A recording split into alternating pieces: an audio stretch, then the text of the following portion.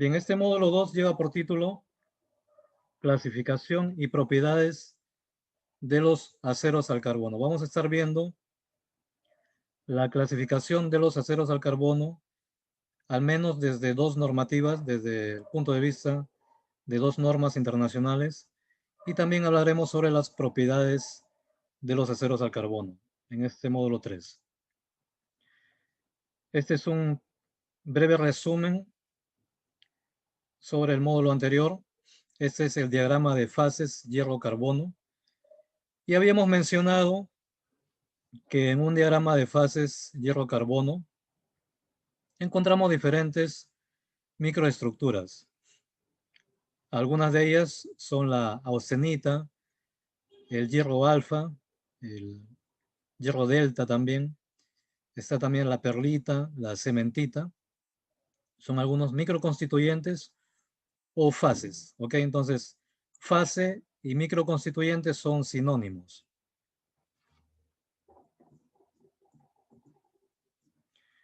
Algo que no hemos mencionado, me parece, es que la mezcla de ferrita y cementita que se forman durante el enfriamiento, para esta composición se denomina o se llama perlita.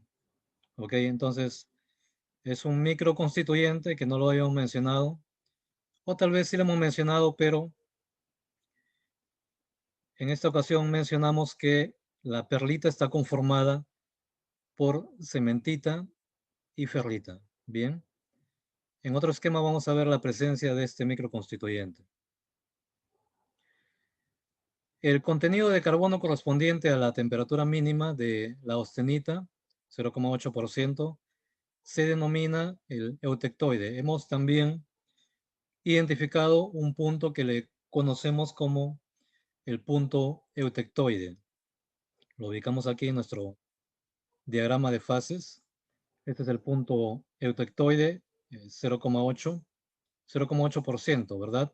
Entonces, en la línea horizontal inferior tenemos los contenidos de porcentaje en peso de carbono que van desde 0 hasta 6,67.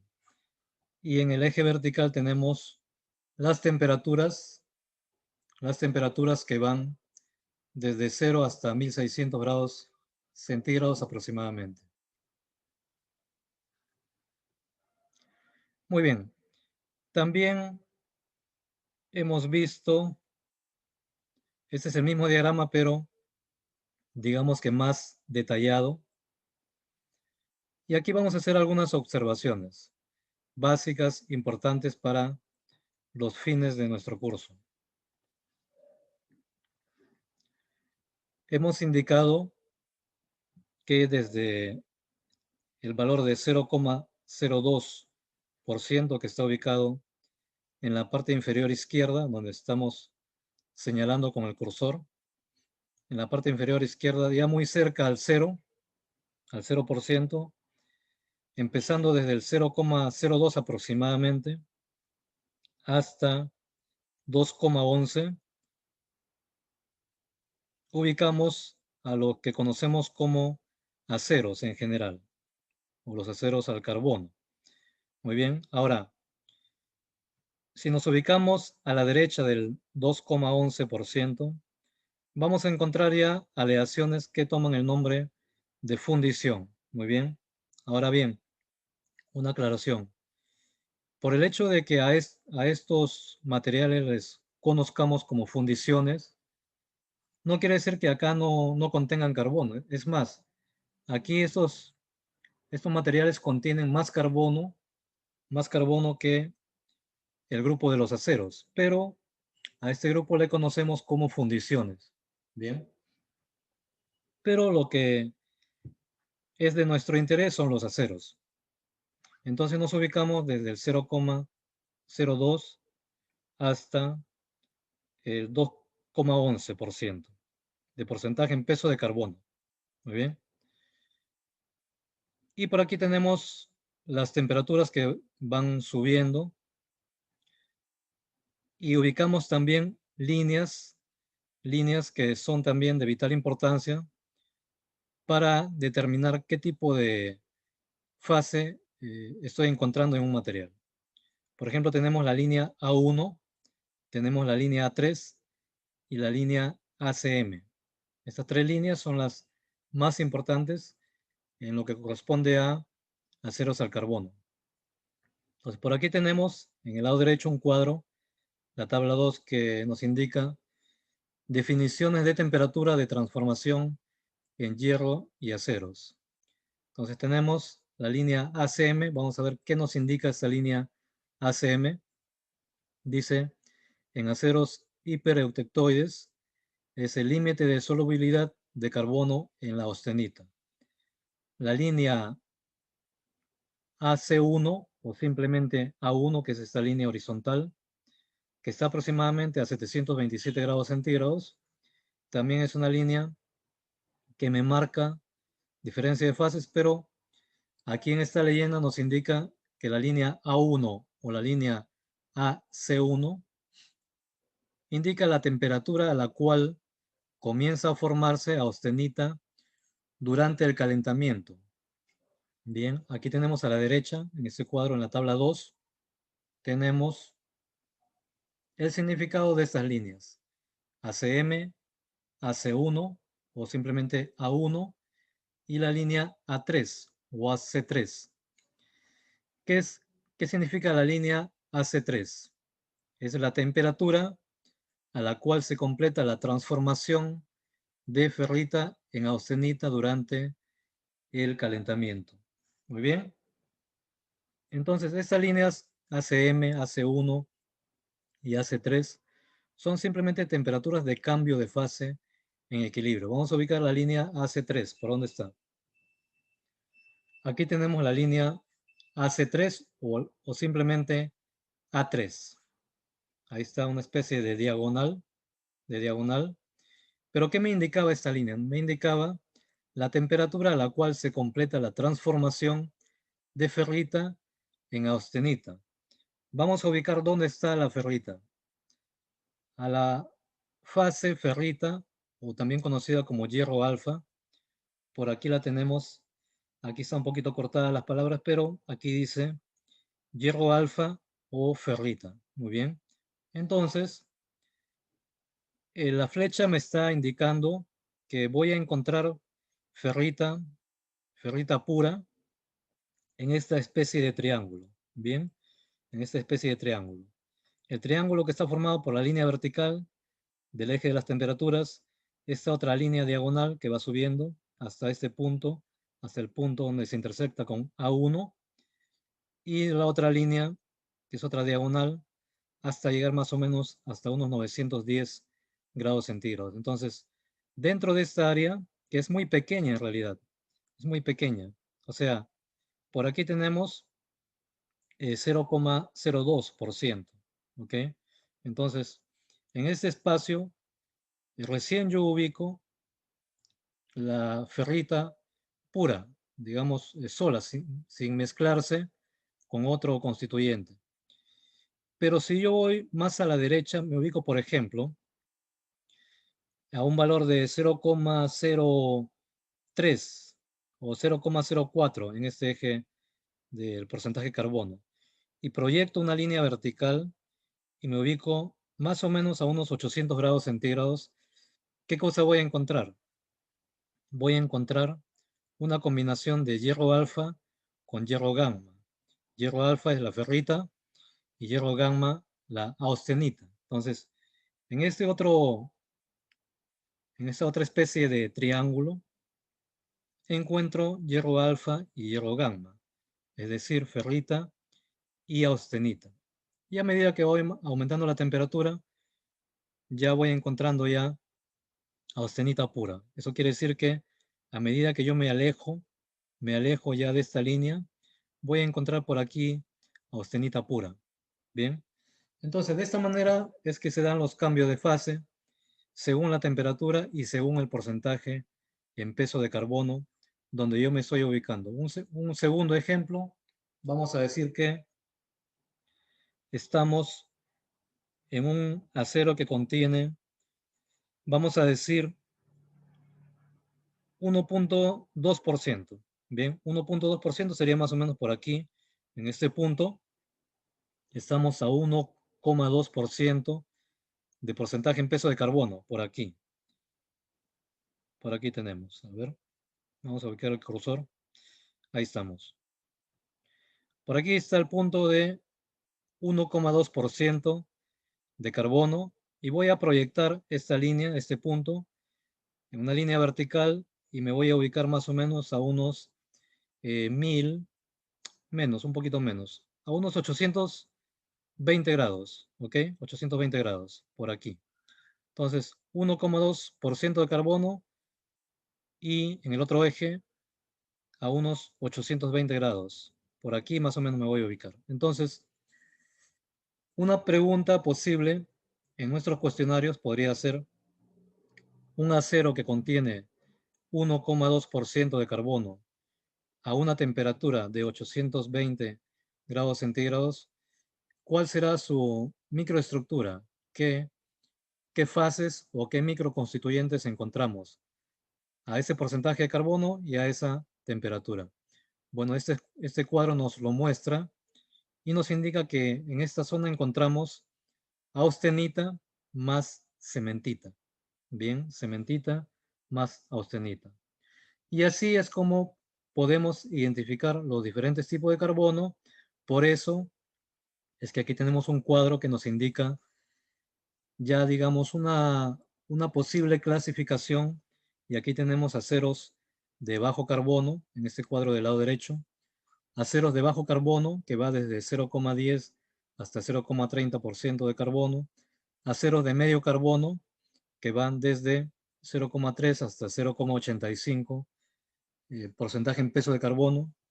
Y a los aceros de alto carbono, que va desde 0,85 hasta 1,3% en peso de carbono. Muy bien, ya tenemos estos dos cuadros bien definidos. Ahora, este otro cuadro, que también ya lo hemos mencionado, si tenemos, por ejemplo, otra posible pregunta, la fase ferrita, ¿qué tipo de estructura cristalina contiene? Aquí el cuadro lo muestra. La celda unitaria o estructura cristalina es del tipo BCC o estructura cúbica centrada en el cuerpo, BCC. La fase ferrita delta también tiene una celda unitaria o estructura cristalina BCC. La fase austenita o hierro gamma está compuesta por microestructuras o celdas unitarias del tipo FCC. ¿Qué era FCC? Estructura cúbica centrada en las caras. La cementita ya es otro tipo de estructura cristalina. Es una ortorrómbica compleja. El grafito será hexagonal y cada microconstituyente tiene su respectivo tipo de estructura cristalina. Muy bien. A ver, algo más que podríamos mencionar en este diagrama de fases.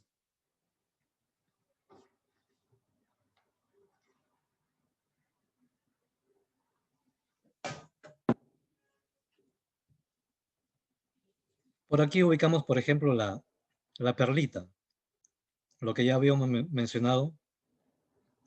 Este microconstituyente perlita lo ubicamos por aquí, por ejemplo, en la zona de las fundiciones. Bien, pero ya no vamos a entrar nosotros al estudio de las fundiciones. Seguimos con nuestro estudio de clasificación de los aceros al carbono.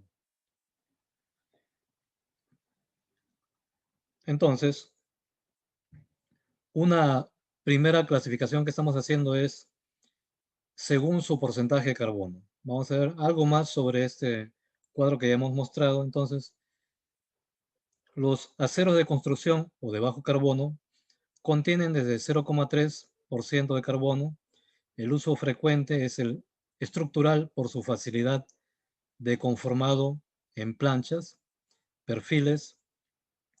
No responden muy bien a los tratamientos térmicos, o sea, no tienen una buena respuesta cuando se le ejecuta un tratamiento térmico.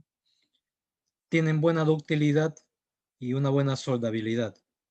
Estamos hablando de los aceros de bajo carbono. Entonces podemos ir resaltando ello, que este primer grupo tiene una buena ductilidad y una buena soldabilidad. Sus aplicaciones son estructuras civiles, de máquinas automotrices, recipientes a presión, etc. Los aceros para máquinas o de medio carbono contienen carbono de 0,3 a 0,85. Responden muy bien, a diferencia de los anteriores, a los tratamientos térmicos de temple y revenido. Produciendo martensita, se utilizan en elementos mecánicos como ejes, cigüeñales, ruedas ferroviarias, templadores, tornillos, pernos, cables, etc. Y el tercer grupo son los aceros para herramientas o de alto contenido de carbono, que va desde 0,85 hasta 1,3% aproximadamente, y excepcionalmente pueden ir hasta valores de 1,5%. Este grupo de aceros responde muy bien a los tratamientos térmicos de temple, logran su mejor combinación de dureza, resistencia, tenacidad y ductilidad. Sus usos son en herramientas de corte, herramientas de medición, resortes, muelles, etc. Y ahora veamos una segunda clasificación, que es la clasificación AISI-SAE. Son estas dos normas internacionales. AISI, que es el Instituto Americano de Hierro y el Acero, y la norma SAE, que es la Sociedad de Ingenieros Automotores. Muy bien, entonces vamos a ver a continuación esta clasificación de los aceros al carbono según estas dos normativas. Muy bien, veamos cómo es que estas normas AISI y SAE de manera conjunta han organizado esta información para que podamos distinguir, diferenciar a un acero de otro. Observemos el esquema que está en la parte superior derecha. Vemos ahí lo que sería una representación genérica de una nomenclatura AISI-SAE. Bien, ahí lo tenemos, conformado por cuatro dígitos, ¿ok? 4 dígitos X, que podrían ser 5 también, dependiendo, ¿ok? Y ahora vamos a explicar sobre eso, pero de manera genérica, identifiquemos a estos 4 dígitos. Bien, entonces empezamos con los últimos dígitos, que son las últimas 2 X. Entonces, los últimos 2 dígitos indican el porcentaje de carbono. Muy bien, porcentaje de carbono. Ejemplo, ahí tenemos en la parte inferior, en este segundo cuadro, cuando nosotros vemos una designación o una nomenclatura que sus dos últimos dígitos vale 20, tiene un valor de 20, eso quiere decir que tendrá un 0,20% de carbono. Si tenemos un acero XX40, ¿ok? Tendríamos un acero con 0,40% de carbono. Y si tenemos, aquí tenemos ya un valor con 3 dígitos al final, ¿ok? El número 100, ¿esto qué indica? Un porcentaje del 1% de carbono. ¿Eso qué quiere decir? En otras palabras, a los dos últimos números, o 3 si fuera el caso, por lo general son 2, pero si fuera el caso que son 3, los 3 últimos dígitos, si es que son 5, entonces a ese número yo lo voy a dividir entre 100 y me va a dar el valor en porcentaje. 20 entre 100 me da 0,2. 40 entre 100 me da 0,4. Y 100 entre 100 me va a dar 1. Bien, 1% de carbono. Entonces, miren, como pueden apreciar, el contenido del carbono en el hierro, de los aceros al carbono, es un contenido muy bajo, realmente, ¿no? Estamos hablando de menos del 1%. Son valores bajísimos, pero aún siendo valores bajos, es precisamente este contenido de carbono lo que le da las propiedades mecánicas a los aceros al carbono. Y hay una clara diferencia entre un acero XX20 o XX40, mucho más con un acero XX100. Bien, ahora vamos a ver algunos ejemplos ya con su nomenclatura completa. Por ahora solamente estamos mencionando los dos últimos dígitos. Bien, entonces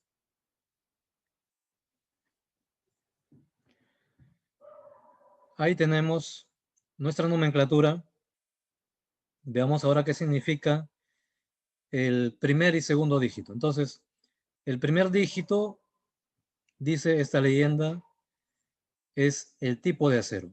El segundo dígito es el porcentaje aproximado, el porcentaje aproximado del aleante principal.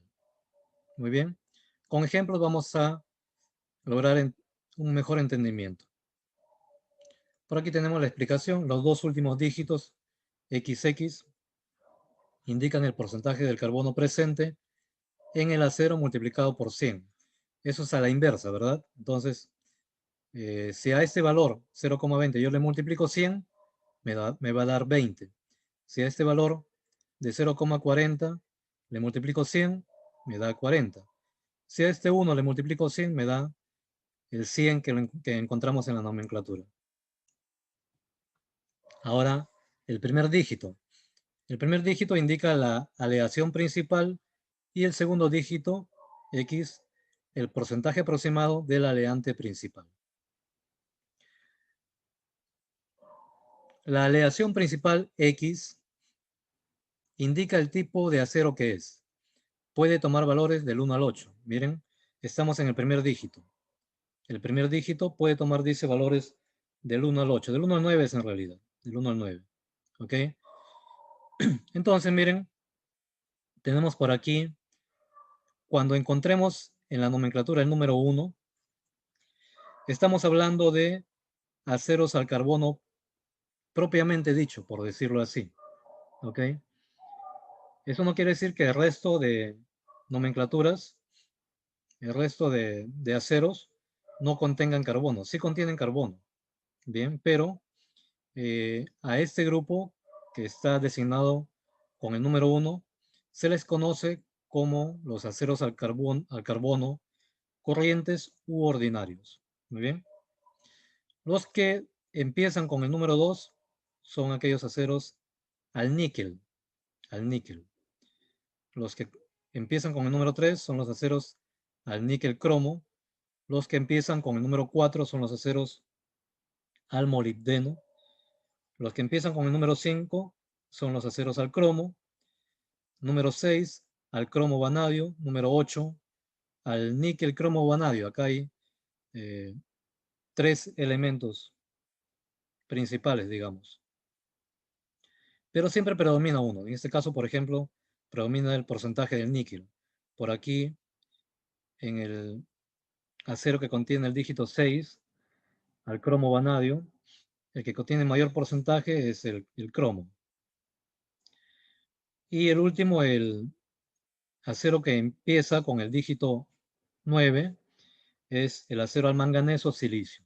Muy bien, entonces ahí tenemos ya en claro, cada vez que encontremos un acero que empieza con el 1, 2, 3, hasta 9, ya sabemos si será al níquel cromo, al molibdeno, al carbono, al níquel simplemente, al cromo, etc. Aquí en el cuadro inferior derecho, en el lado derecho, tenemos el mismo cuadro, pero digamos resumido, el mismo cuadro, ahí está resumido. Vamos a pasar a una siguiente diapositiva, ya con ejemplos. Miren, ahí tenemos la nomenclatura AISI-SAE,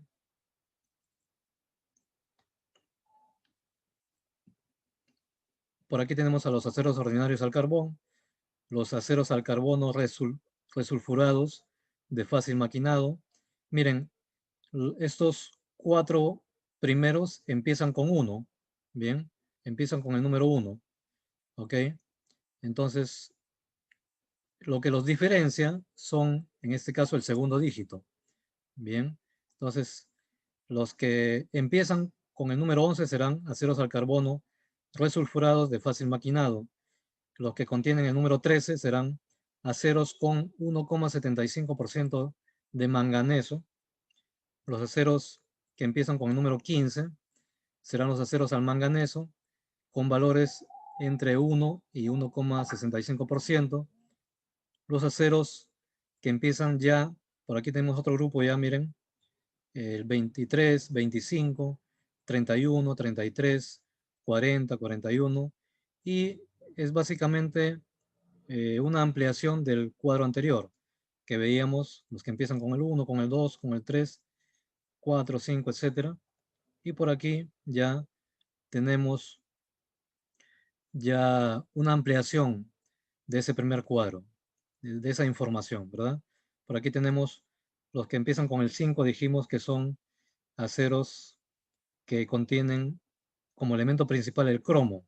Ahí tenemos aceros al cromo, el medio cromo, aceros resistentes al desgaste, pero siguen siendo con contenido de cromo, con diferentes porcentajes. Bien, por aquí tenemos el número 6, número 8, número 9, etc. Y aquí algunos aceros especiales. Vamos ya a este cuadro. Este cuadro sí ya es un cuadro más detallado. Es la tabla que nos presenta la norma AISI-SAE, ya de manera detallada con sus porcentajes respectivos de carbono, de manganeso, fósforo, azufre, etc. Aquí tenemos el grupo de los aceros al carbono o al carbón. Miren, todos empiezan, todos empiezan con el número 1, bien, y lo que los diferencia son los dos últimos dígitos. Por aquí tenemos el 0,6, el 0,8, el 10, el acero 1015, el acero 1016, el acero 1020, el acero 1022, 1030, 1040. Muy bien, entonces vamos a observar en esta segunda columna que es la columna del carbono. Bien, entonces en algunos casos nos da esta columna un valor exacto y en otros casos nos da un rango de valores. Por ejemplo, para el acero 1015, eso quiere decir, la interpretación sería que este valor de 15 me representa a 0,15% de carbono, ¿verdad? Según la nomenclatura que hemos visto. Los dos últimos dígitos dijimos que son el porcentaje de carbono, pero en la, en la práctica, según esta tabla SAE, estos valores en realidad son un rango de valores. Entonces decíamos que el acero 1015, la interpretación sería que esto contiene aproximadamente 0,15% de carbono. Dijimos que a estos dos últimos dígitos lo dividimos entre 100 y me da el porcentaje de carbono, 0,15%. Pero aquí tenemos un rango de valores de 0,13 a 0,18. Entonces 0,15 está dentro de ese rango. Pero no quiere decir exactamente que tiene que tener 0,15, puede tener 0,14, 0,16, y siempre y cuando estén dentro del rango que está en tabla. Por aquí tenemos el acero 1025, igual está entre 0,22 y 0,28. Este acero tendrá entre 0,30 y 0,60 de manganeso. También tendrá un porcentaje de fósforo, de azufre, y este es su correspondiente número AISI. Este es el número SAE y el número AISI. Solamente varía por una letra, la letra C, pero sigue siendo 1025. Y en fin, podemos seguir mencionando diferentes tipos de aceros, algunos conocidos, el 1045, el 1020, 1065, 1070. Bien, ahí tenemos ya para que usted pueda analizar cada uno de estos diferentes aceros. Por aquí tenemos la continuación, miren, solamente para complementar a lo que ya estamos informando. Estos aceros que contienen, miren, 1090, 1095, claramente podemos ver en la tabla que su porcentaje de carbono es entre 0,85 y 0,98. 0,90 aquí ya pasa el 1%. Estamos ya en 1,03% de carbono. Estos son de aceros ya de alto contenido de carbono. Muy bien, ahora tenemos otro grupo de aceros que son los aceros al carbón con azufre. ¿Ok? El acero 1109. Ya tenemos un segundo dígito. Acá todos eran 10. Aquí tenemos ya 11. El valor, empezamos con el número 11. 1114, 1118, 1126, 1140, etc. Y ya tenemos ahí sus porcentajes de carbono, porcentajes de azufre, de fósforo y de manganeso. Aquí tenemos los aceros aleados. Ya este es otro grupo de aceros que, como pueden apreciar, siempre hay un contenido de carbono. Ahí están los rangos de carbono, pero digamos que aquí ya predominan otros valores, que pueden ser cualquiera de estos elementos. Estamos en el grupo de los aceros aleados, tenemos por ejemplo el 1320, el 1340, podríamos ubicar ahí el 3115, según la indicación que me da los números, en este caso el segundo dígito me indica por ahí ya el porcentaje del carbono o del elemento que predomina en todo caso. Por aquí tenemos los que empiezan con el número 2, los que empiezan con el número 3, los que empiezan con el número 4. Bien. Aquí tenemos, vamos a tomar como ejemplo los que empiezan con el número 5, que son los aceros en los que predomina el cromo. Por aquí tenemos sus valores de cromo en esta columna del lado derecho, sus respectivos porcentajes que van aumentando, ¿verdad? Van aumentando a medida que aumenta también los valores en su nomenclatura. Por aquí tenemos el grupo de los aceros que comienza con el número 6, número 8. Y bueno, ya esto queda ya para una lectura personal y podamos analizar cada uno de los aceros. Ya sabemos de manera general cómo está clasificado según esta normativa AISI-SAE.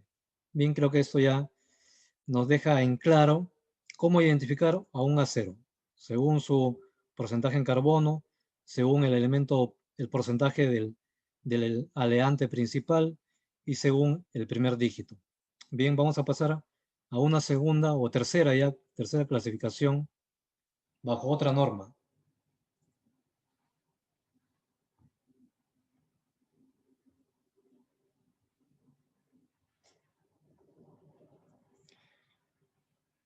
La norma ASTM. Muy bien.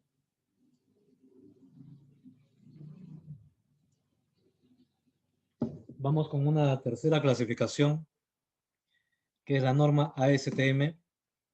¿Qué es la norma ASTM? Es la Sociedad Americana para el ensayo, para ensayos y materiales. Ahí tienen las siglas, las letras ASTM que están ahí resaltadas con color rojo, obedecen simplemente a las iniciales de la American Standard for Testing and Materials, y de esa forma es que cómo identificamos a esta normativa, la ASTM.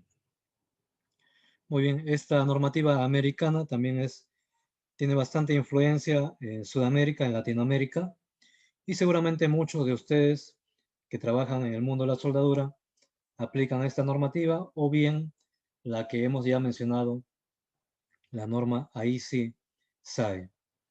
Pero vamos ya a esta normativa, la norma ASTM.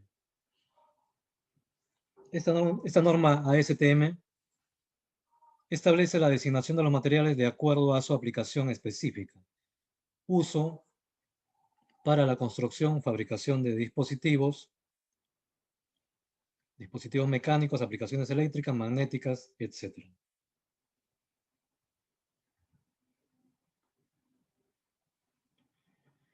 Es la norma más utilizada internacionalmente para designar y regular la calidad de aceros de construcción y estructurales que comercialmente se ofrecen como productos terminados laminados, barras de construcción corrugadas y lisas, perfiles pesados, livianos y medianos, planchas y bandas. Las especificaciones estándar dadas por esta norma son para aceros estructurales al carbono y aceros estructurales de alta resistencia y baja aleación. Son los conocidos como aceros HSLA, por sus siglas en inglés, son los aceros estructurales de alta resistencia y baja aleación. La norma garantiza básicamente propiedades mecánicas mínimas y de soldabilidad. Y ahí hemos resaltado estas palabras, ¿verdad? Hemos resaltado que la norma garantiza, ¿qué cosa? Propiedades mecánicas mínimas y soldabilidad. Muy bien.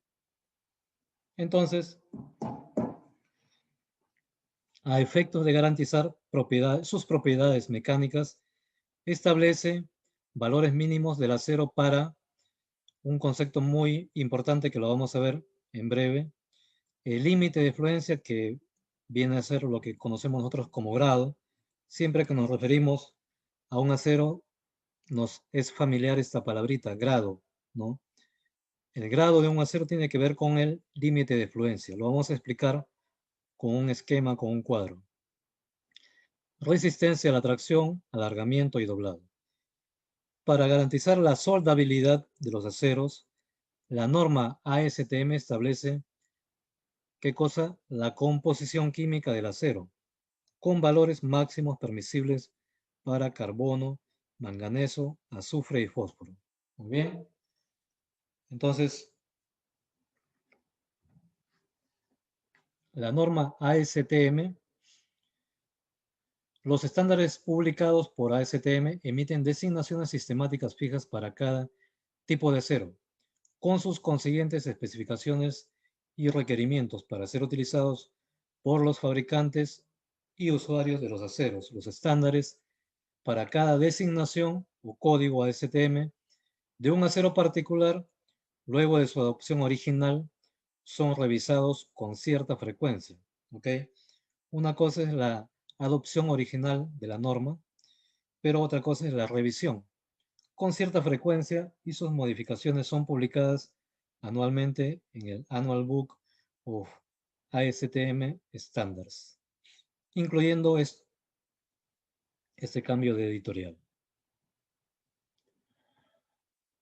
Designación ASTM de aceros estructurales. Entonces, seguimos con la explicación de esta normativa. En este sistema, la estructura de codificación de acero se efectúa de la siguiente forma. Ya hemos dicho lo que significa el ASTM, pero el punto es que cuando encontramos la nomenclatura lo vamos a encontrar así. Cuando encontremos una nomenclatura de un acero, vamos a encontrar con esas siglas ASTM, ¿no? Un acero ASTM A36, podría ser un acero, para citar uno solamente. El código de la norma, que podría ser el sistema inglés o el sistema métrico. El grado del acero, que viene a ser el límite de fluencia que ya hemos mencionado. El límite de fluencia mínimo en KSI. KSI es la unidad de medida de resistencia. El año de la adopción de la norma y la revisión en su último año. Entonces, toda esta información vamos a encontrar en una nomenclatura. Ahí tenemos un ejemplo.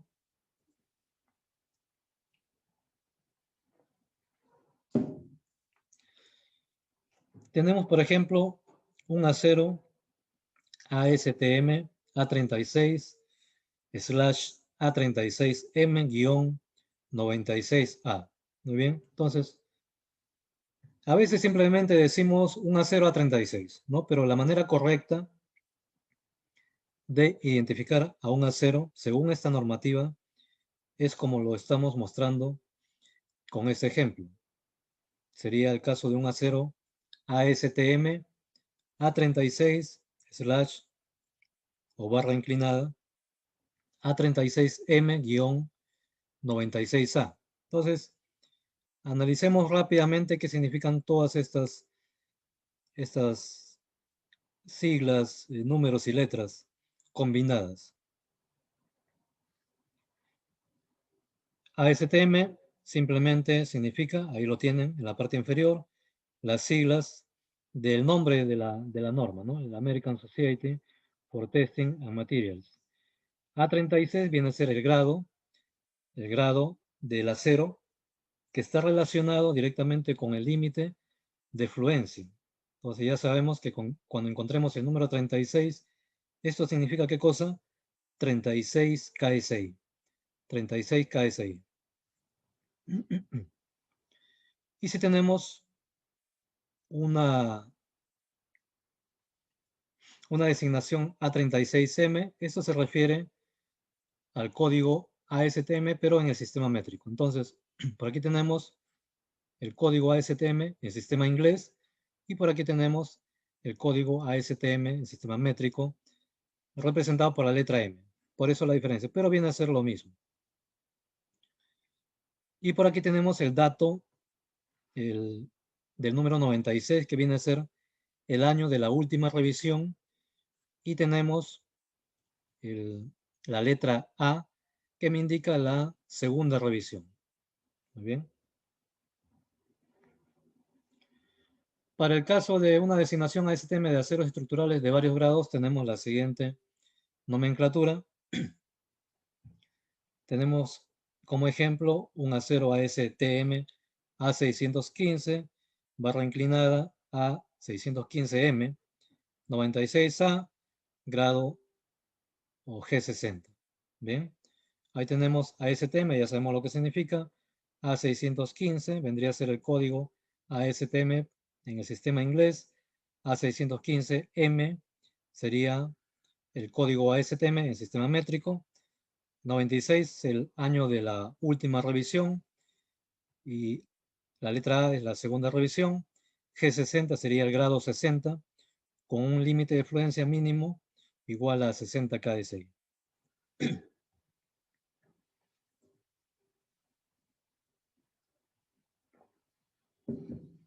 Este cuadro, vamos a tomar también unos minutos para explicar este cuadro que es muy importante y tiene que ver finalmente, luego vamos a enlazar ya con la temática de soldabilidad y por qué la importancia de estudiar estos cuadros.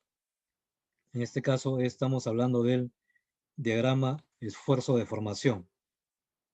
Entonces, este es un diagrama de esfuerzo de formación usado en ingeniería, en diseño.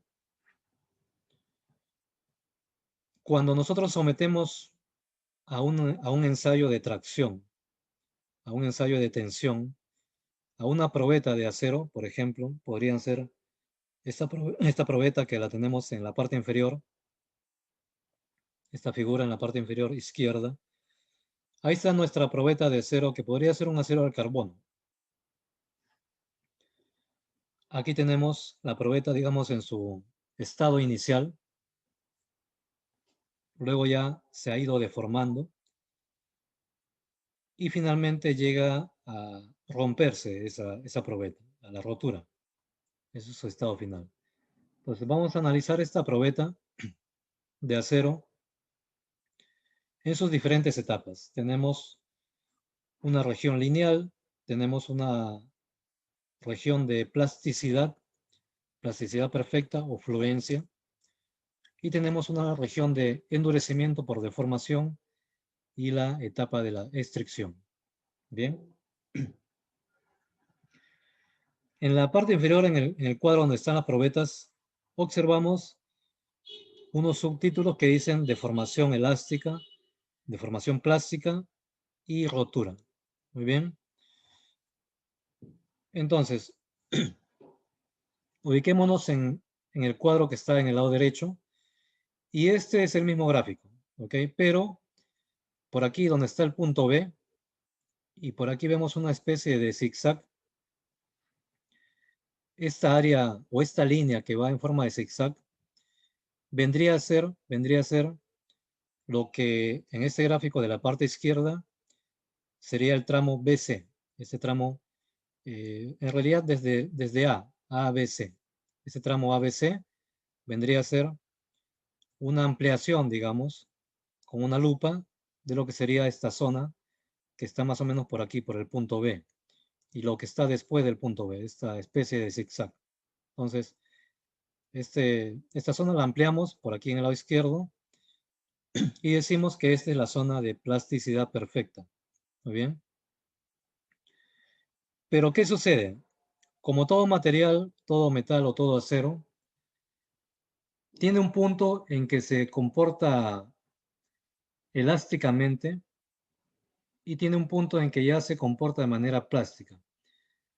¿Cómo es un comportamiento elástico y cómo es un comportamiento plástico? Bueno, un comportamiento elástico es cuando yo un material lo someto a tracción, lo tracciono, lo jalo y digamos que se estira, pero regresa a su estado original. Un ejemplo claro son los resortes. Bien, un resorte o una liga se comporta de manera elástica, ¿verdad? Una liga yo lo estiro, regresa a su forma original. Un resorte yo lo estiro, también regresa a su forma original. Pero si yo le aplico una fuerza tal que ese resorte llegue a estirarse a tal punto que ya no regresa a su forma original, entonces ya ese resorte pasó a una región plástica. La región plástica es cuando un objeto se deforma, pero ya no regresa a su forma original. Entonces, los aceros tienen ese comportamiento. Bien. Aquí vemos, por ejemplo, que en la figura inferior de la probeta, la figura que está en el medio es una deformación plástica, es decir, que ya se estiró la probeta, pero ya no regresó a su estado original. A tal punto que se le siguió aplicando una fuerza y simplemente la probeta se fracturó o se rompió. Entonces, dicho eso, creo que ya podemos identificar algunos puntos que son, bueno, en primer lugar, debemos indicar que este diagrama de esfuerzo-deformación, en el eje X tenemos a lo que sería la deformación, en el eje Y tenemos al esfuerzo, designado por sigma. Bien, y por aquí tenemos diferentes valores de esfuerzo o de tensión. Por aquí está la deformación, conocida también como deformación unitaria. Y por aquí diferentes tipos. Nos ubicamos en el punto A. Bien, este punto A viene a ser el límite de proporcionalidad. Esta sería la región elástica o región lineal. Cuando yo paso el punto A, voy a llegar a un punto que se llama el esfuerzo de fluencia, el punto B. Ese esfuerzo de fluencia o de cedencia, también se le conoce, fluencia o cedencia, quiere decir que cuando ya la fuerza es tal que ya el material entra justamente, inicia una nueva etapa, que es la etapa de plasticidad. Ese punto es vital conocerlo porque nos habla justamente de los valores que ya hemos mencionado. Miren, regresamos por aquí. Por aquí hablábamos del límite de fluencia, valor 60 KSI. Por aquí indicábamos el grado del acero, los que tienen un solo grado, límite de fluencia 36 KSI. Se refiere precisamente a este valor, esfuerzo de fluencia, límite de fluencia o límite de cedencia, es lo mismo, el punto B. Bien, entonces, cuando empieza la cedencia, cuando empieza a ceder el acero, es que nosotros tenemos que conocer ese punto porque claramente me indica una nueva etapa. Entonces, ese punto yo lo tomo como referencia justamente para identificar un tipo de acero, como el que hemos mencionado.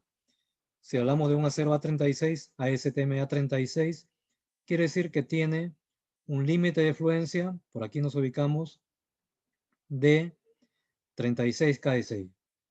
Pero la curva no termina ahí, ¿verdad? La curva continúa. Entonces, desde el punto B hasta el punto C, aquí se ve como una línea grande, pero en realidad es un pequeño tramo que lo podemos ya apreciar en la parte derecha, en este esquema. Entonces, ahora concentrémonos en el esquema que está en el lado derecho y ubicamos el punto B. El punto B ya es cuando empieza la fluencia, y ese valor dijimos que es de vital importancia para conocer el grado del acero. Muy bien, pero por aquí hay otros valores.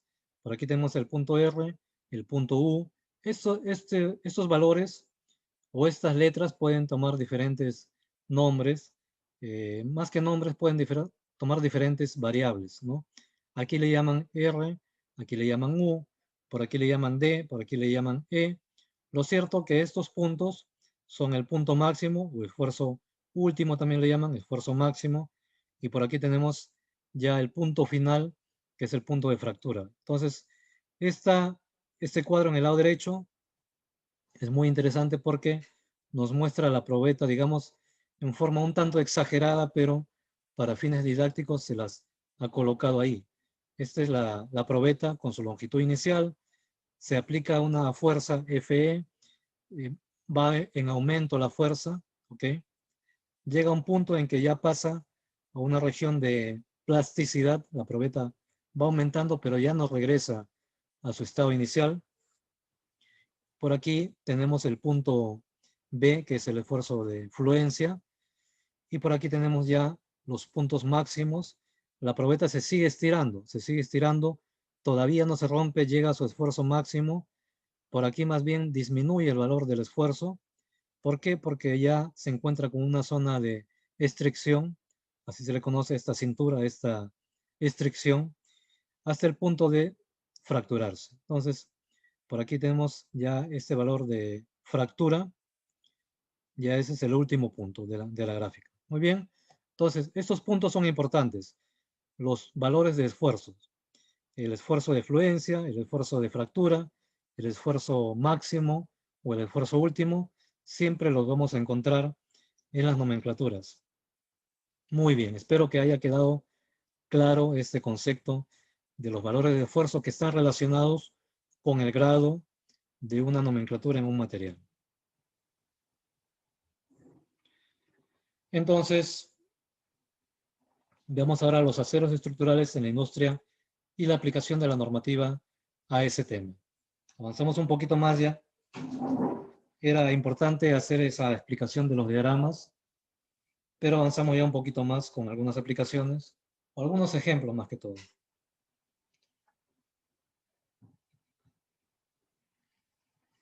El término estructural está referido a los elementos de acero que componen la estructura indispensable para soportar las cargas de diseño.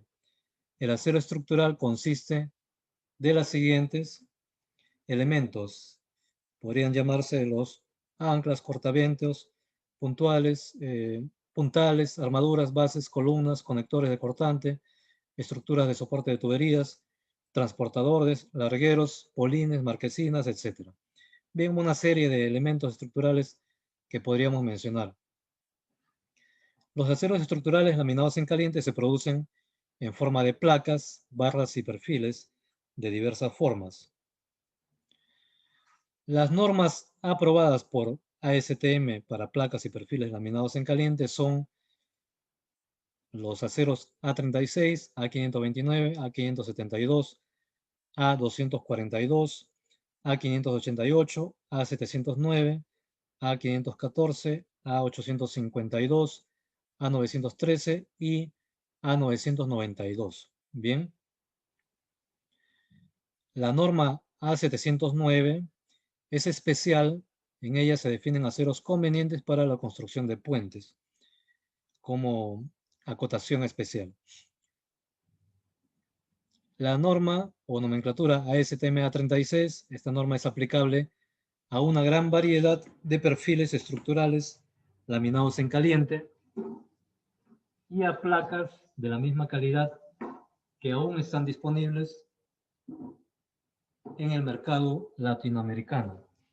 Entonces, por muchos años se ha trabajado bastante con esta norma, la ASTM 36, y sigue en vigencia todavía. Obviamente ya hay nuevos materiales que poco a poco van desplazando parcialmente a esta norma A36. Tiene un esfuerzo de fluencia de 2.530 kilogramos por centímetro cuadrado. Esto es 250 megapascal o 36 KSI. Lo que habíamos ya identificado, que es el grado. Y un esfuerzo mínimo de ruptura en tensión de 4.080 kilogramos por centímetro cuadrado. Ya sabemos por la gráfica anterior qué significa el esfuerzo mínimo de ruptura en tensión. Y su soldabilidad es adecuada. También hemos resaltado eso, que para este caso de los aceros A36, estos aceros tienen una soldabilidad adecuada. Se desarrolló desde hace muchos años en Estados Unidos para la fabricación de estructuras remachadas, atornilladas y soldadas.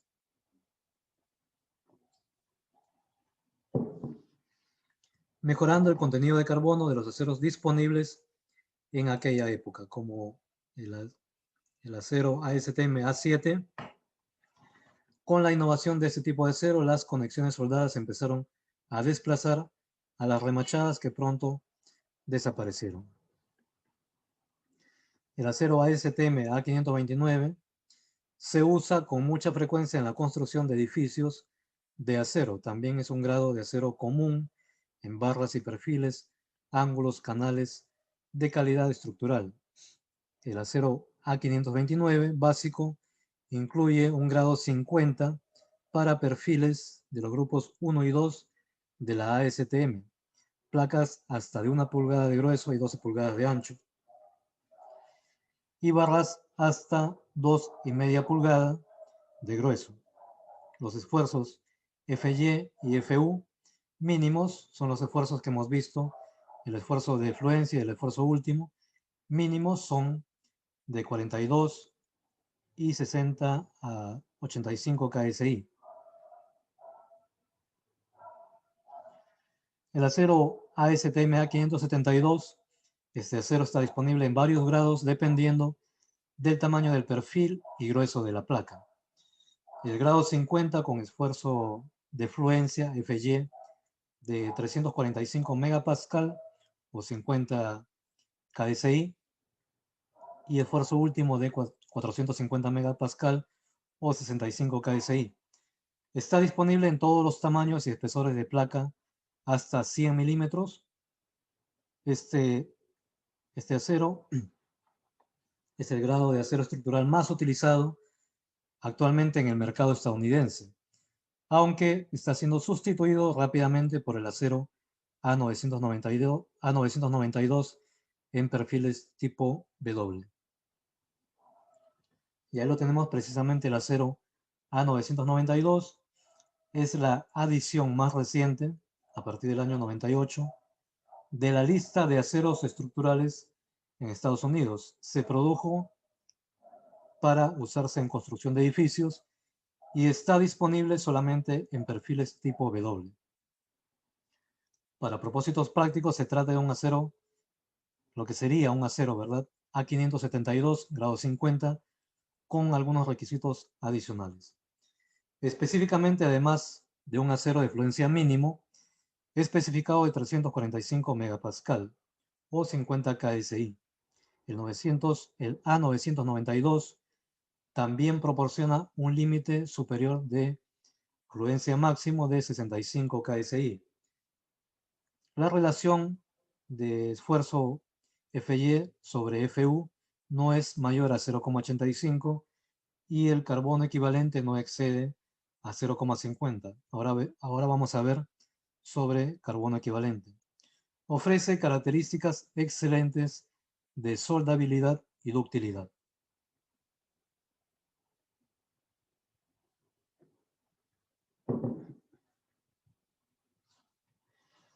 Tenemos otro grupo de aceros que son los grados de aceros para secciones estructurales huecas. Estamos todavía dentro de la normativa ASTM. Las normas de acero estructural aprobadas por la ASTM para secciones estructurales huecas, por sus siglas en inglés HSS, son los siguientes: ASTM, A500, A501, A618, A847 y A53. Mencionamos algunos. El acero ASTM A53 está disponible en tipos E y S, donde la letra E denota secciones fabricadas con soldadura por resistencia y la letra S indica soldadura sin costura. El grado B es conveniente para aplicaciones estructurales con esfuerzo de fluencia y resistencia a la ruptura en tensión, respectivamente de 35 y 50 KSI. El acero ASTM A500 es un tipo de acero que está disponible en tubos de sección circular hueca HSS formados en frío en 3 grados y también en los mismos grados de los tubos HSS formados en frío de sección cuadrada y rectangular. Ahí tenemos sus valores de esfuerzo de fluencia y valores de ruptura, de esfuerzo de ruptura. El acero ASTM A501, para fines prácticos, el A501 es similar al acero A36. Se usa para tubos HSS de sección circular, cuadrada y rectangular.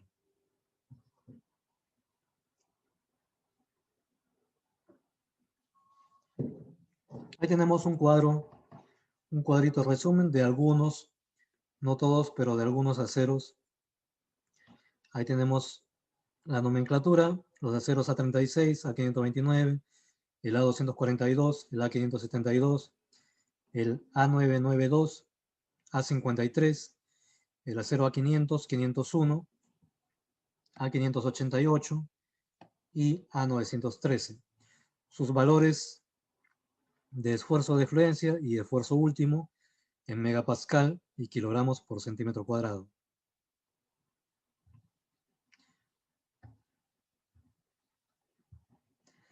Ahora bien, creo que con este cuadro culminamos el módulo 3. Y también es un cuadro resumen de lo que serían algunos ejemplos de diferentes tipos de aceros. Por ahí tenemos la curva, esfuerzo, deformación, esfuerzo por aquí en la línea vertical, deformación en la línea horizontal, en el eje horizontal, de un acero A514, un acero A709, un acero A913, un A572, un acero A588, un acero A913, A992 y un acero A36. Entonces, a manera ya de conclusión de este módulo, hacemos notar que, por ejemplo, un acero A514 tiene un elevado valor de resistencia a la tracción, valor muy alto en realidad, ¿bien? Pero vemos, por ejemplo, veamos la contraparte, un acero A36 tiene un considerable valor de resistencia a la tracción, es menor, mucho menor que el A514, pero la diferencia entre este acero, el A514, que es un acero más frágil, mucho más frágil, tiene alta resistencia, alta dureza, pero tiene alta fragilidad. Un acero A36 se caracteriza porque tiene una moderada resistencia, tiene una buena ductilidad, ¿ok? Y por aquí, digamos que estos aceros, el A992, el A572, han ido mejorando el tema de la resistencia, aumentar la resistencia sin disminuir la ductilidad. Muy bien, por aquí tenemos estas curvas que caracterizan justamente a los aceros dúctiles. Muy bien. Ahí culminamos con este módulo 3. Módulo 3, lo que fue la normativa, las diferentes normativas para clasificación de aceros.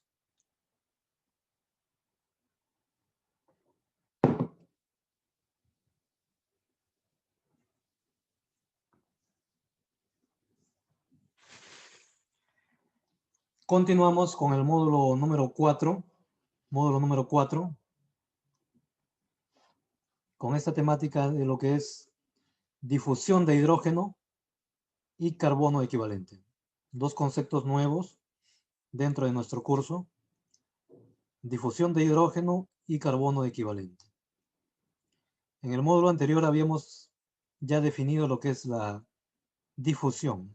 Ahora vamos a ver cómo se aplica ya en los cordones de soldadura, cómo es que se difunde el hidrógeno en forma gaseosa, que finalmente tiene que ver con la microestructura, ¿no? Con las estructuras internas, cristalinas, con las celdas unitarias, con los átomos de hidrógeno en este caso, que se van a difundir justamente en lo que hemos estudiado en el módulo anterior de los defectos en las estructuras cristalinas. Hemos visto defectos puntuales, defectos lineales y defectos superficiales. La soldabilidad, ya hemos dado, si no me equivoco, dos definiciones de soldabilidad.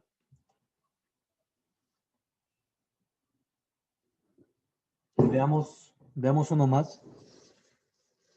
La soldabilidad se define como el conjunto de propiedades que tiene un acero estructural para permitir efectuar uniones o conexiones soldadas que presenten características suficientes de continuidad metalúrgica, tomando en cuenta que esa propiedad debe definirse respecto a un proceso de soldadura determinado, las características del acero y particularmente su composición química.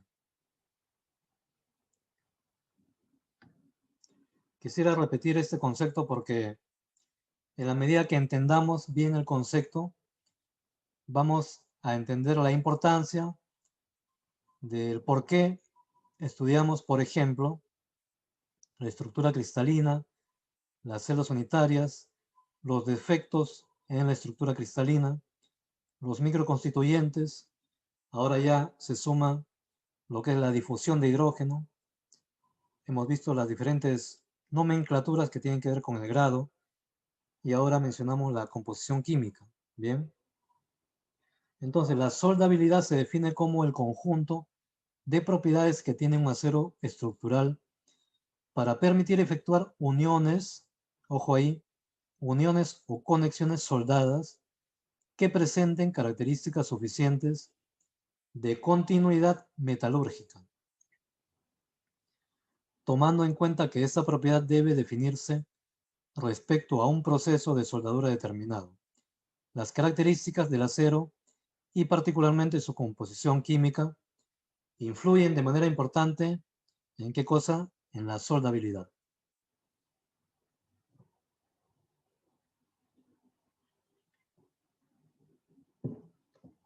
Tenemos ahí un cuadro en el lado derecho, en la parte derecha, que según ya una clasificación que hemos hecho, hemos visto la primera clasificación que tiene que ver con el contenido de carbono. Dijimos que hay aceros de bajo carbono, de medio carbono y de alto contenido de carbono. Entonces, por ejemplo, nos ubicamos en la parte superior. Va desde el valor de 1 hacia abajo hasta 0.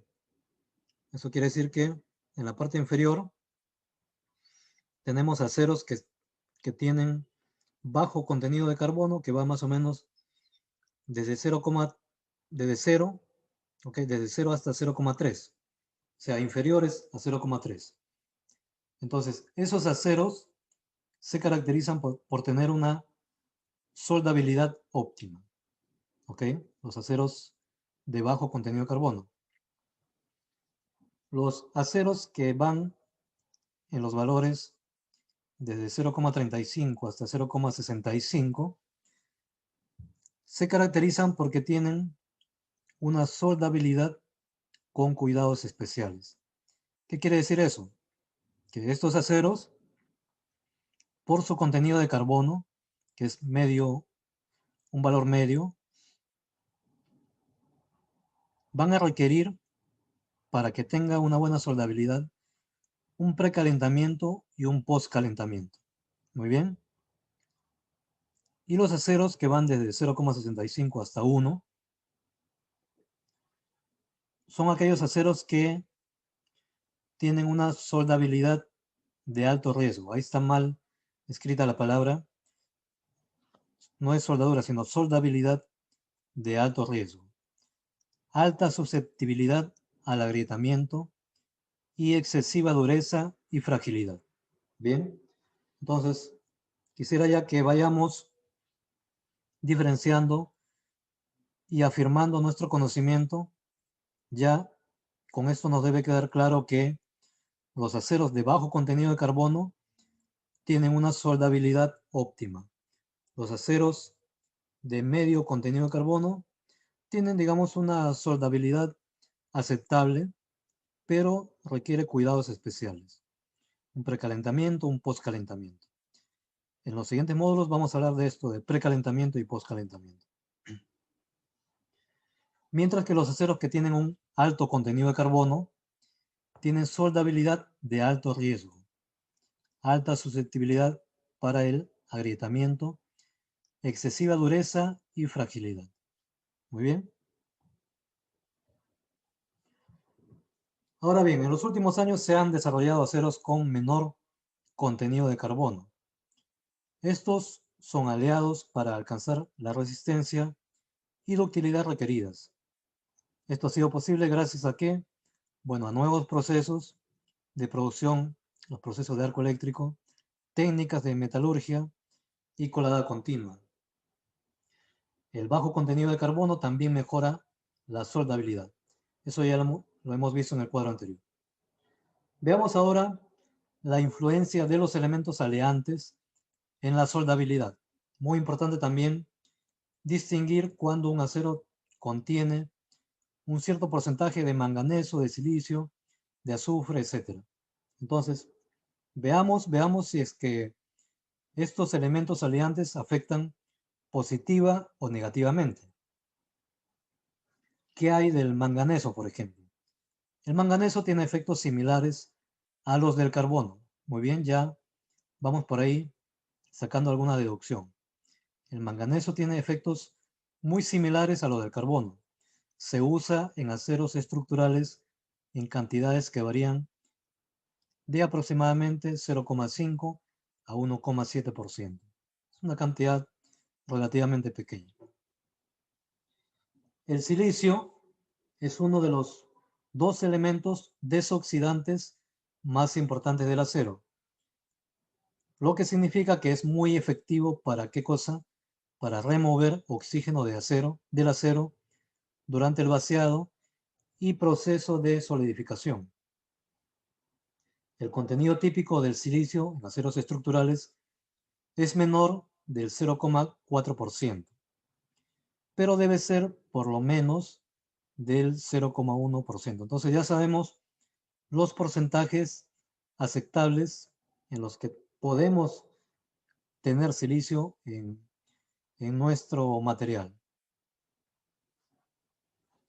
Este silicio en todo caso resulta benéfico para, en este caso, nos dice que es un elemento desoxidante.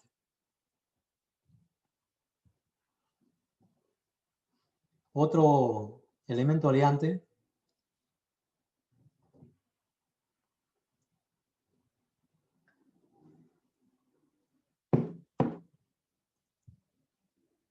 tenemos ahora el elemento llamado columbio, que también se le conoce como el elemento niobio en la tabla periódica.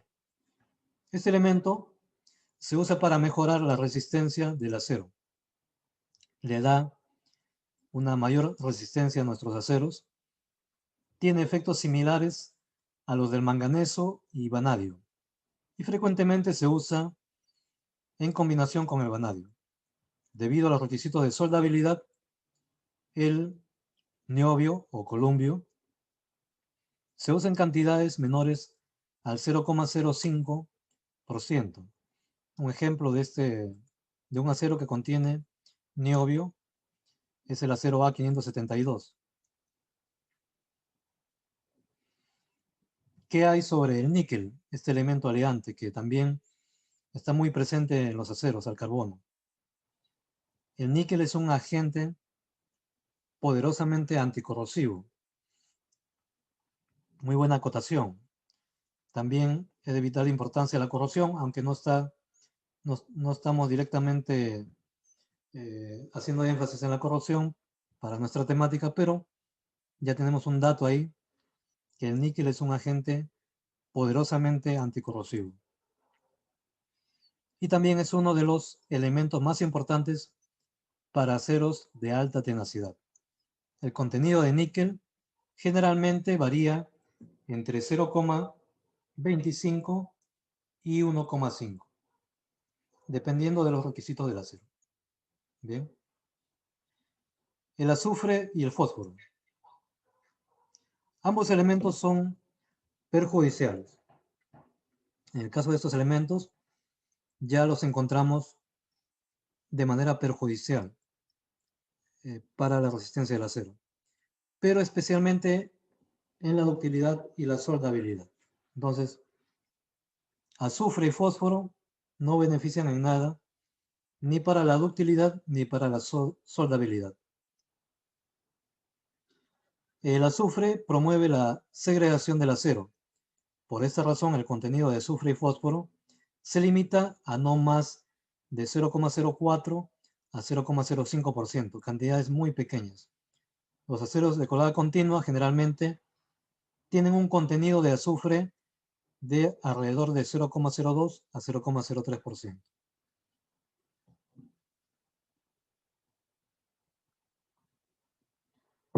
Ahora bien, ¿cuál sería la función de la soldadura? ¿Cuál sería la función de la soldadura? En base a todo lo que ya estamos hablando, bueno, diríamos que la función de la soldadura es por lo menos igualar a las propiedades físicas del material base. Bien, la función de la soldadura es por lo menos, dice ahí, igualar las propiedades físicas del material base. Si dice por lo menos, eso quiere decir que mínimamente debería, ese cordón de soldadura, mínimamente debería ser igual a las propiedades físicas del material base. Y en lo posible debería ser mejor. Y eso es lo que se busca siempre en las uniones soldadas. Que la resistencia en ese depósito de soldadura sea mayor en lo posible al material base. Para asegurar, pues, ¿no? Para asegurar que tengamos una unión soldada correcta sin ningún problema. Ahora, eso es en la teoría fácil decirlo y leerlo, ¿no? Pero justamente nuestro estudio de la soldabilidad tiene que ver cómo logramos eso, cómo llegamos a ese punto en que nuestro cordón de soldadura es por lo menos igual en propiedades físicas que el material base, si no es más bien mejor en propiedades. Muy bien. ¿Qué tenemos que igualar? Por ejemplo, la conductividad térmica, la conductividad eléctrica, la expansión térmica, la temperatura de fusión, entre otros. Ahí tenemos, miren, la flecha señalando al metal base y a la soldadura, que claramente por esta imagen vemos que hay una diferencia en su estructura, ¿no? Bueno, tendríamos que tal vez que tener una imagen de metalografía al microscopio para ver cuáles son esas diferencias. Las propiedades químicas también es, digamos, nos marca una diferencia clara entre un cordón de soldadura y el metal base. Entonces, miren, ahí tenemos, se le ha hecho un análisis de la masa, de los constituyentes de esa masa del metal base y de los constituyentes o los componentes químicos del cordón de soldadura. Ahí tenemos en un cuadro azul los porcentajes en peso de carbono, de silicio, manganeso, azufre, fósforo, cromo, níquel, molibdeno y cobre. Y ahí tenemos sus valores. Por aquí tenemos 0,2, 0,15, 0,35. Y por aquí un cuadro comparativo en color rojo de lo que sería el metal de aporte, el cordón de soldadura. Valores también de carbono, silicio, manganeso. Obviamente aquí tendrá ya, por el hecho de ser un material de aporte, tendrá otros elementos. Por aquí tiene titanio, níquel, ¿no? Que tal vez no lo encontremos en el material base. Ya desde ahí ya está marcando una diferencia. Están marcando una diferencia respecto a su composición química. Y obviamente los valores van a ser diferentes, ¿no? Entonces lo que se quiere es justamente, aunque sean diferentes, no interesa mucho en realidad que sean diferentes, sino que las propiedades químicas sean mejores en lo posible que el metal base. Efecto de la temperatura.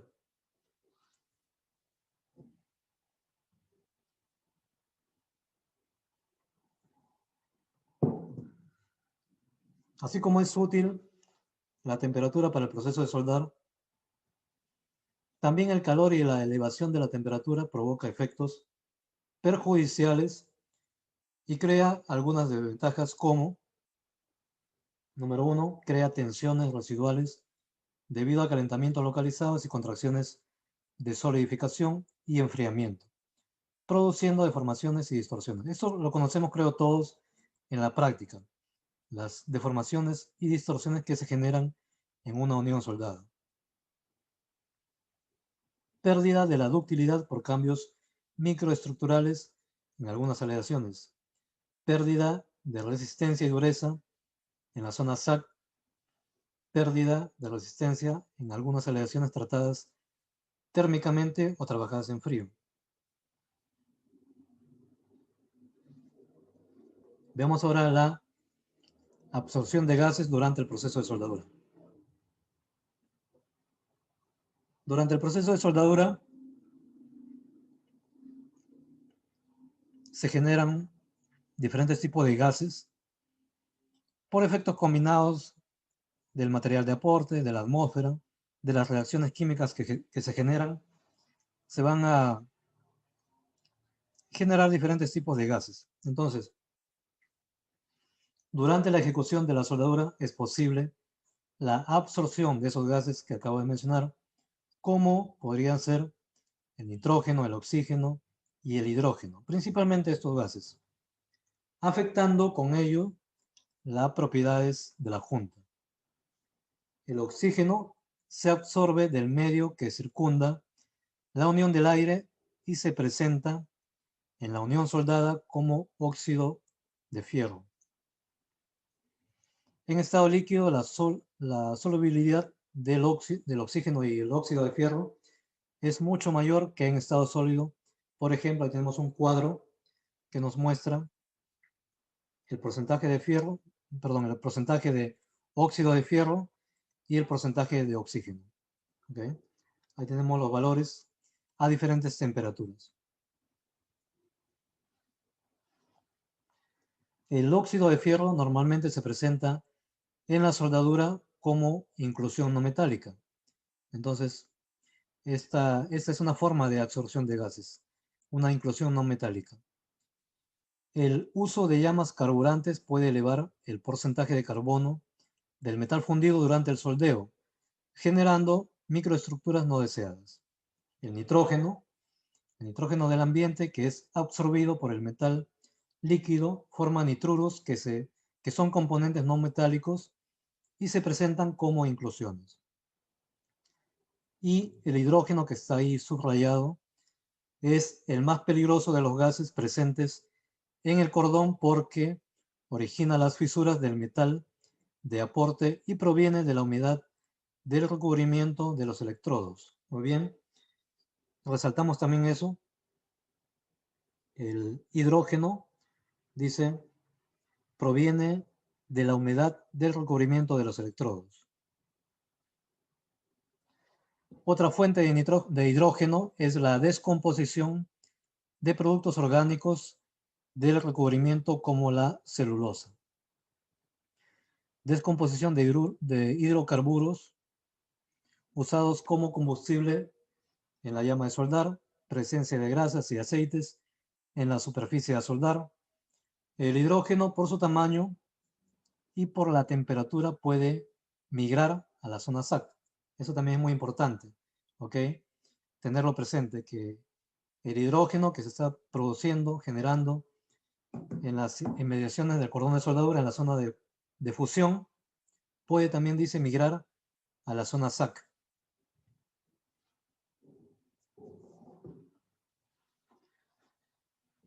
Bien, ahora tenemos ahí un esquema de lo que son las causas de la fusión en frío.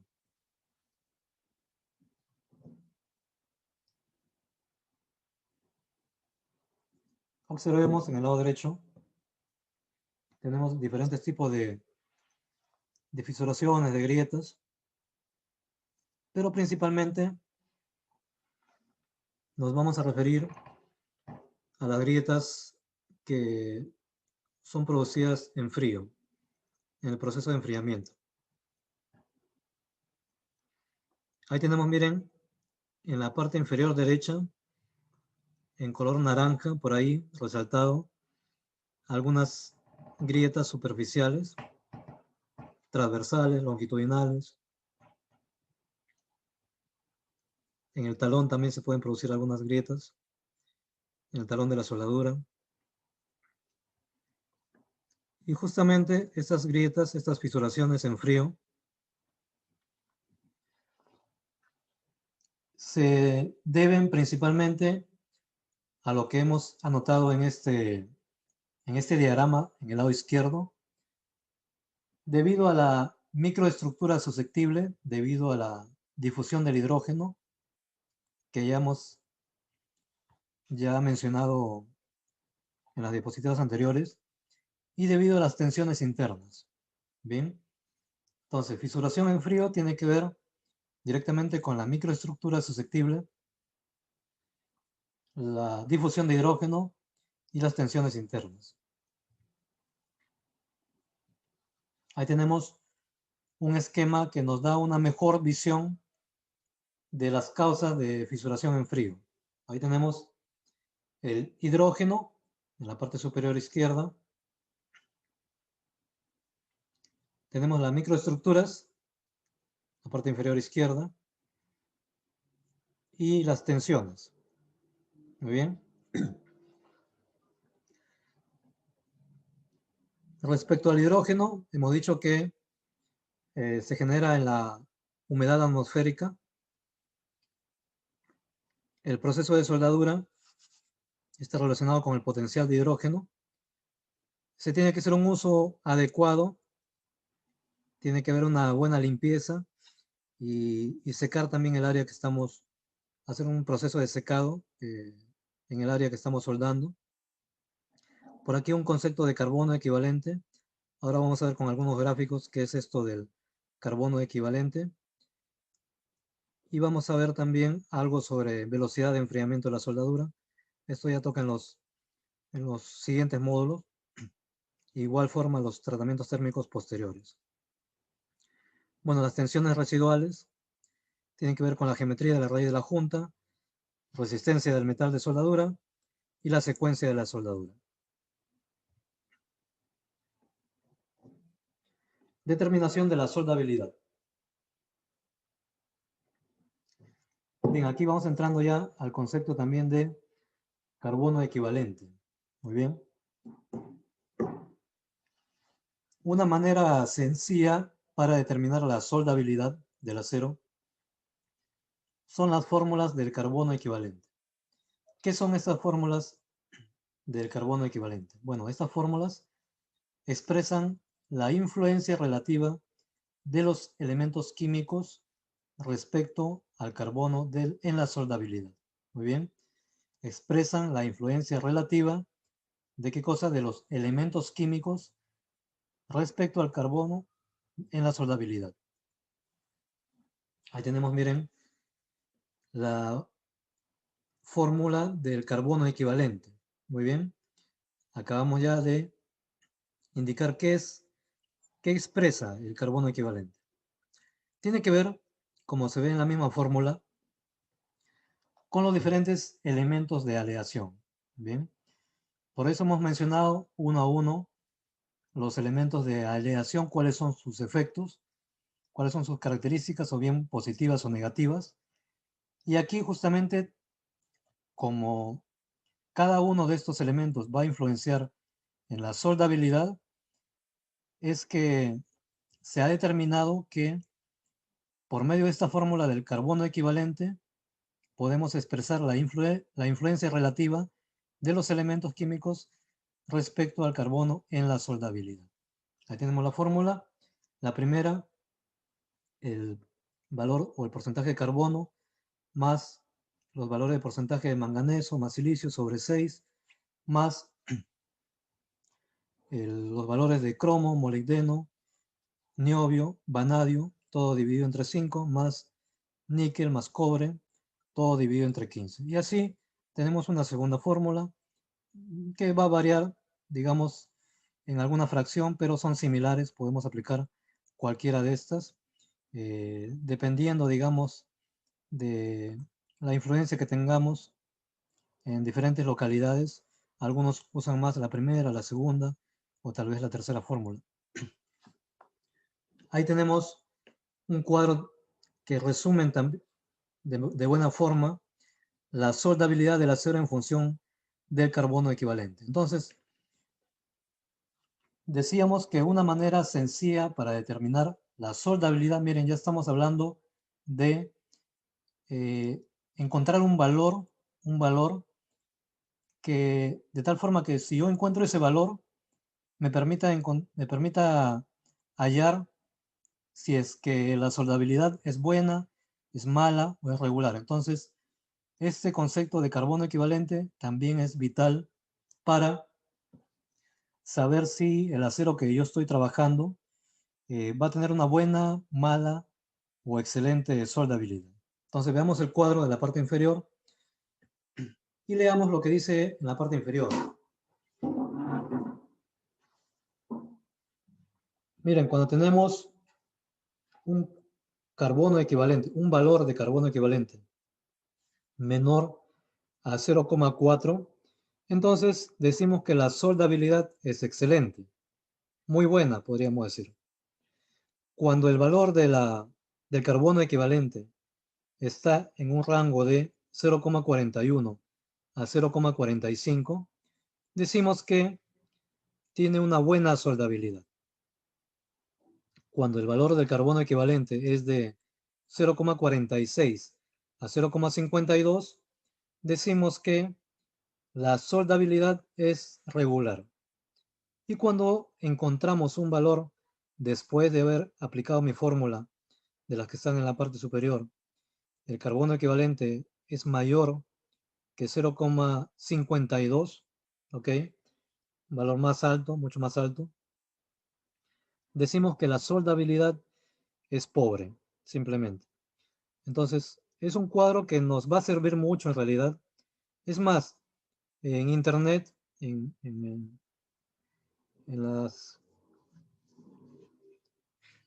cuando uno navega por internet, uno encuentra hasta aplicaciones que las puede uno descargar a su móvil, a su celular, que ya ya está la fórmula ya hecha.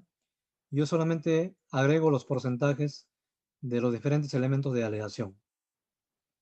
Y me da resultado, ¿no? Ahí tendremos soldabilidad buena, excelente, regular o pobre. Bien.